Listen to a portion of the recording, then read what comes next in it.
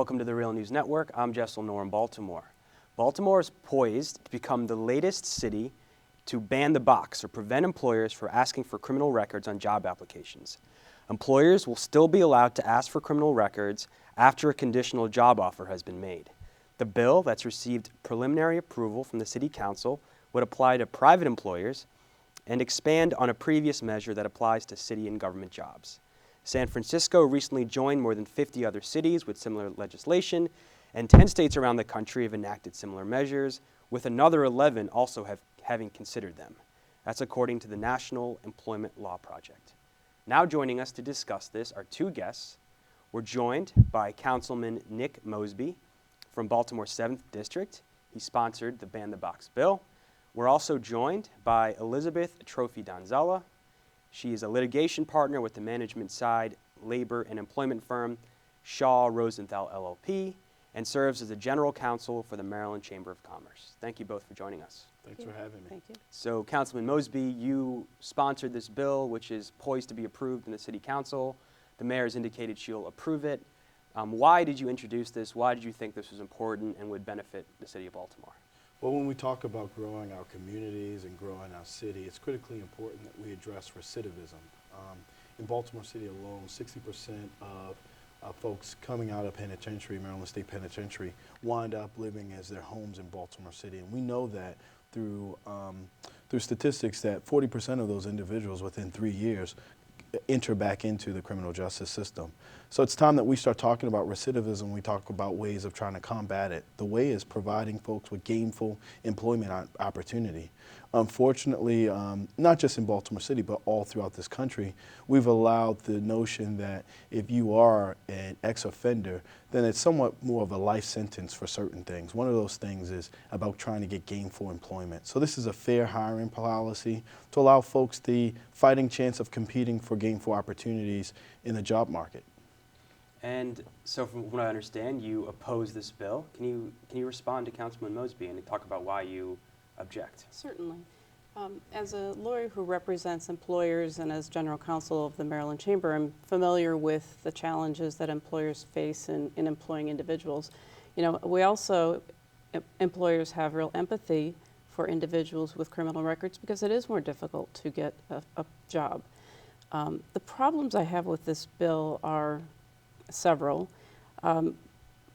For one thing, it goes quite beyond what most ban the box legislation provides, and that is, in most jurisdictions that have adopted this law, it's banned, the box, so to speak, is banned from the employment application. And the notion is that way you do not artificially screen out individuals with criminal records on the assumption that employers use it as a complete bar to employment rather than as a factor.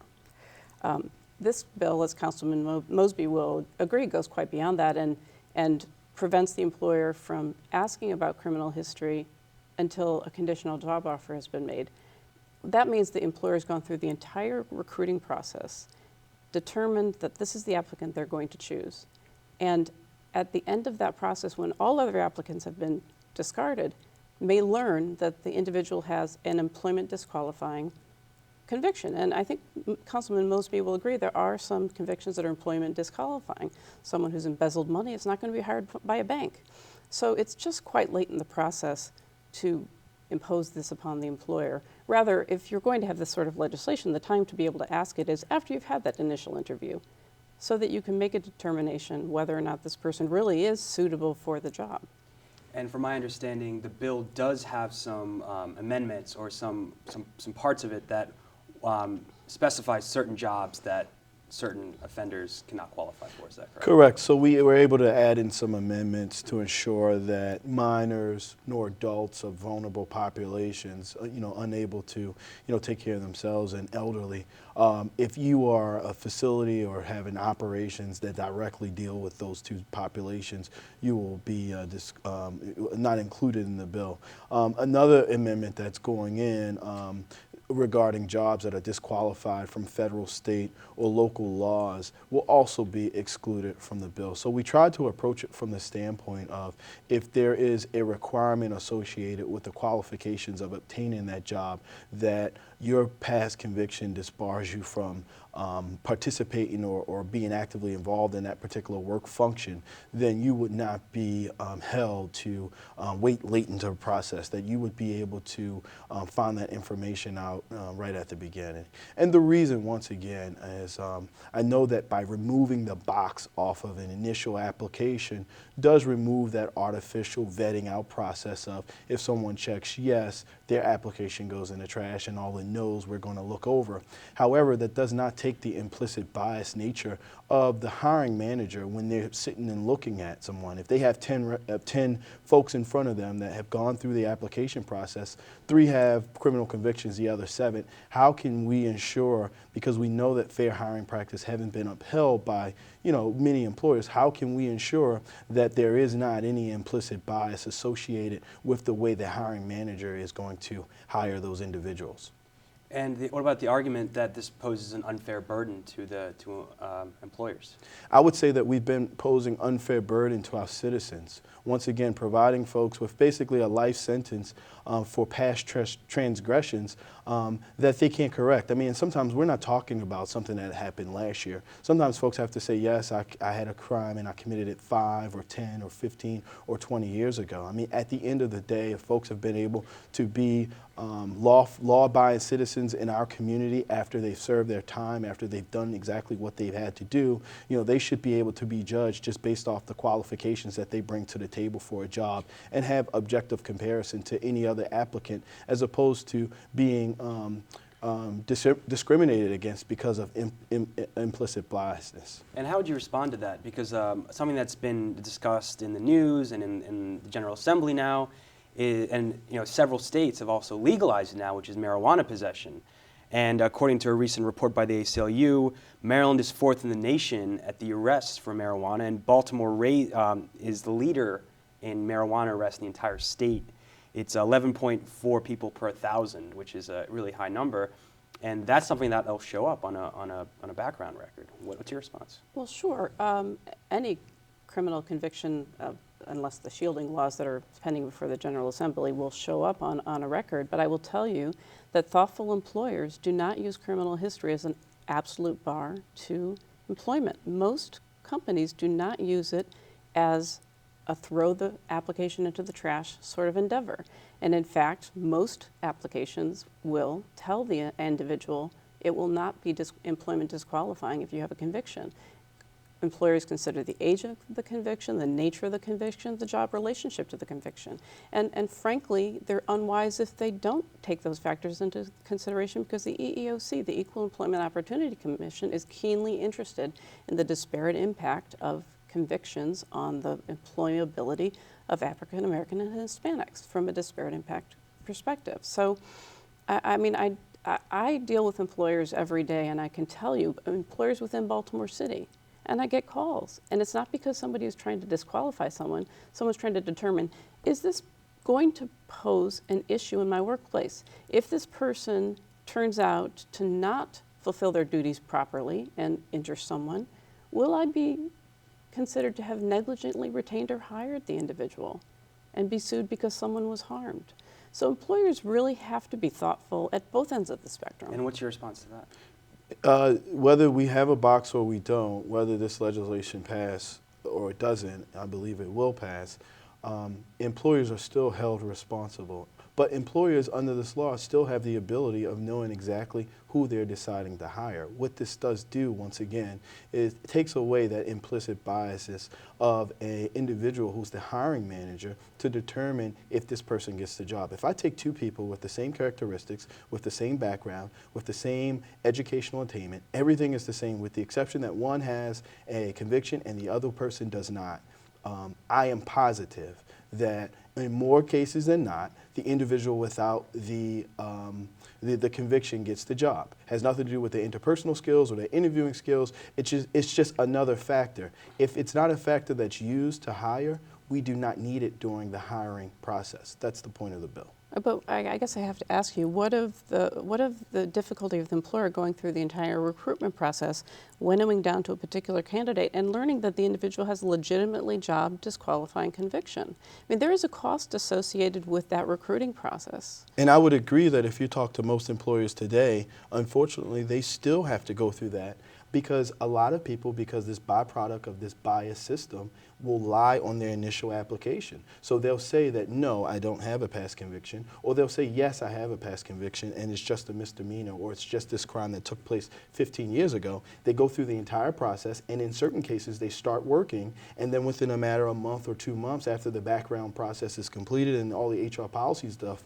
is done for that particular company, that individual is fired. So I think companies have to go through it now because of byproduct of folks having the door shut on them so much because they never get the real opportunity of interviewing and having a shot at this gainful employment. So I think the problem still persists today because folks lie about it. Well, if they do, they do get fired. You're right, Correct. not for the conviction, but for lying. But I have to tell you, I've seen enough applications where people do disclose their history, Yes. and they're hired. You know, Yes. so it's just a real cost, and I really fear that Baltimore City is going to become a less attractive place for employers because the cost of this restriction and the potential liability in the event of a misstep with lawsuits and damages is going to be a deterrent, and that doesn't do anything for the employment levels in Baltimore City. I don't understand the lawsuit or damage part of it because, again, this legislation does not exclude an employer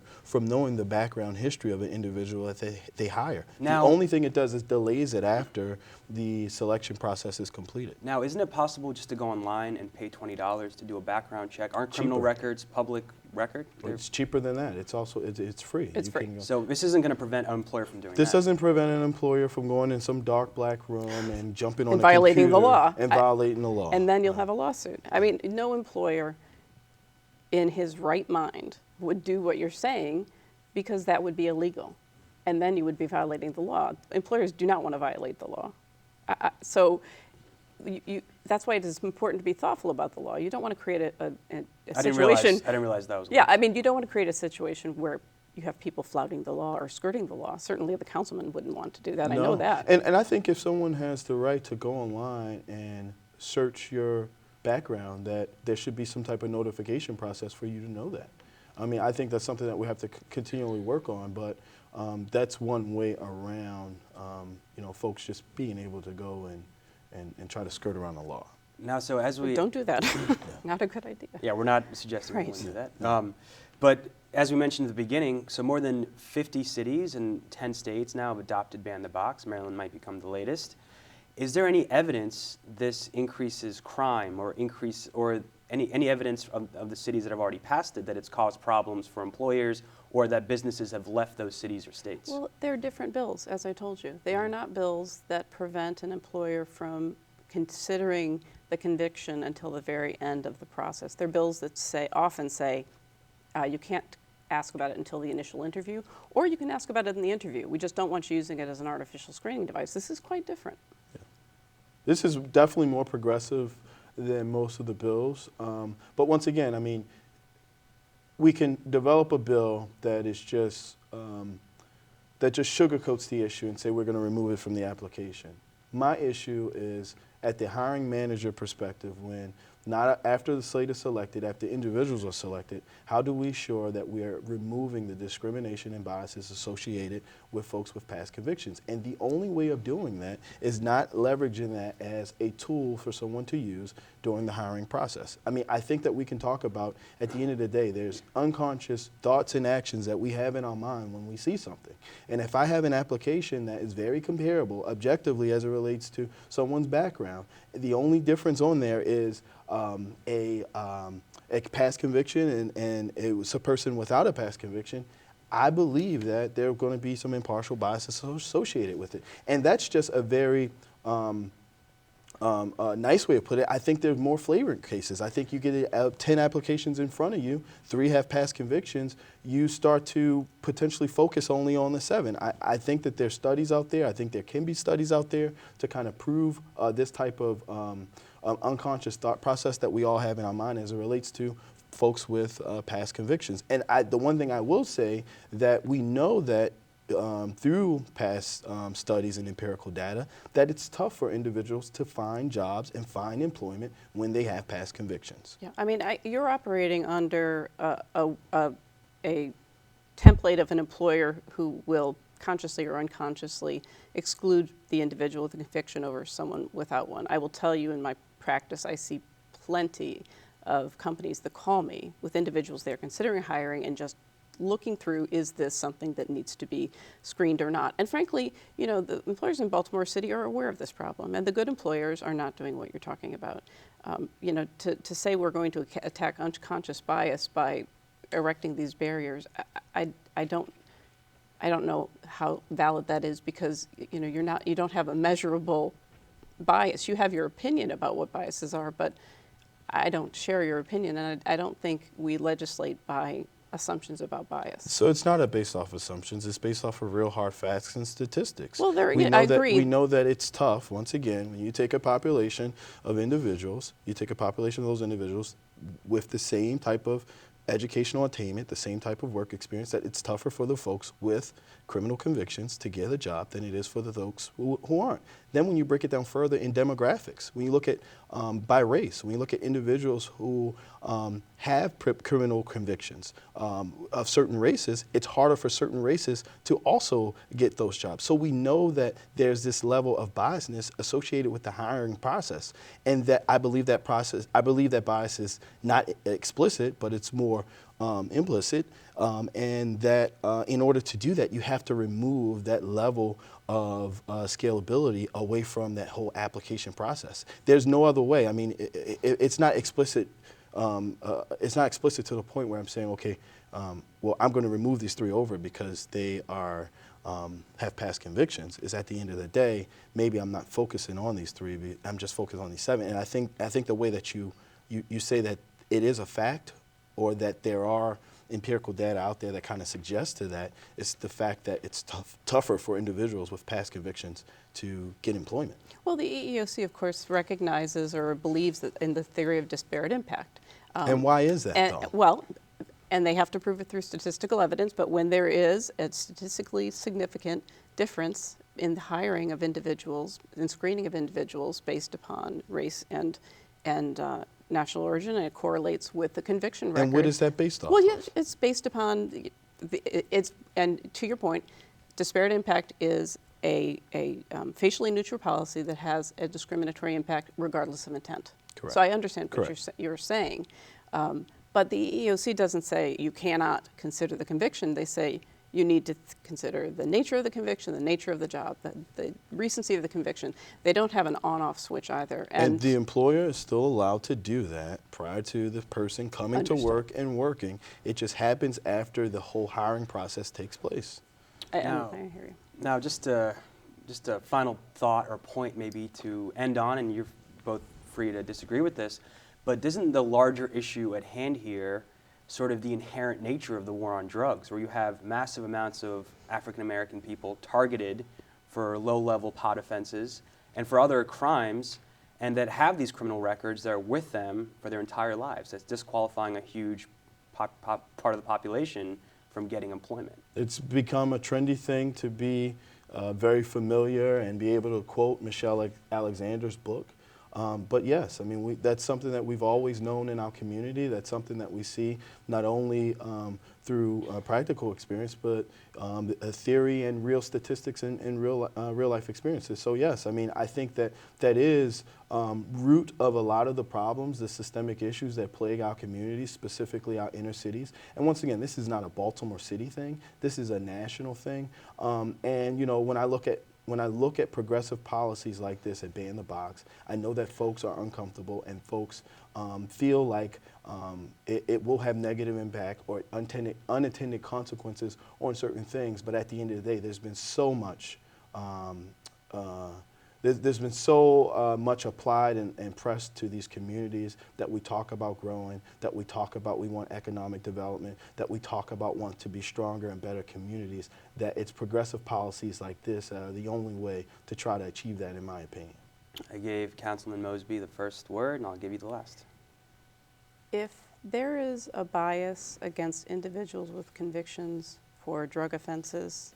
As Councilman Mosby said, it can be affected at the end of the process. If individuals affirmatively do not want to hire drug users, that can still happen under this bill. It's just going to happen after an extended process has taken place to determine whether or not to offer the person the job. You know, I agree there's a huge problem with individuals who have conviction records having difficulty securing employment. I just don't think this is the way to go about attacking it, and I don't think it's going to be good for Baltimore City. This is the city where my law firm has been since 1947. We have a commitment to the city. We've seen the number of jobs and industries go away. I don't want to further that process by passing legislation that deters businesses from locating here. And if I could give one final statement, I mean, specifically to the business community, we know that this has been the elephant sitting in the room as it relates to Baltimore City citizens unable to attain some of the jobs that we create and the jobs that we have and the companies that are around. You know, from a business perspective, from HR policies perspective, how can we drive a more perfect system to allow these folks the opportunity to, after they've served their time, not have this life sentence placed over their head as it relates to not just getting janitorial jobs or jobs in the back of someone's kitchen, but actual real jobs that can provide real resources to their families and their communities. That's what I'm interested in talking about, and I'm interested in talking to the business world to see what could they do besides ban the box. What are the real alternatives to ensure that folks have real opportunities to gain? And the last thing is, when we look at ex-offenders, they're the individuals that have gotten caught.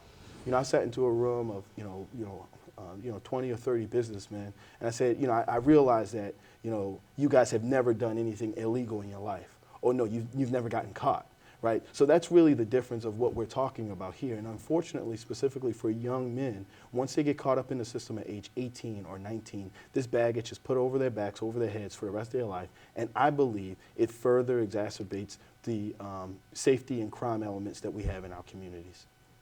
Any final thoughts, or leave it there? Well, I respect Councilman Mosby for tackling a difficult issue. I don't agree with the way he's going about it, but I do not, in any respect, doubt his intentions, and he's a public servant who I respect.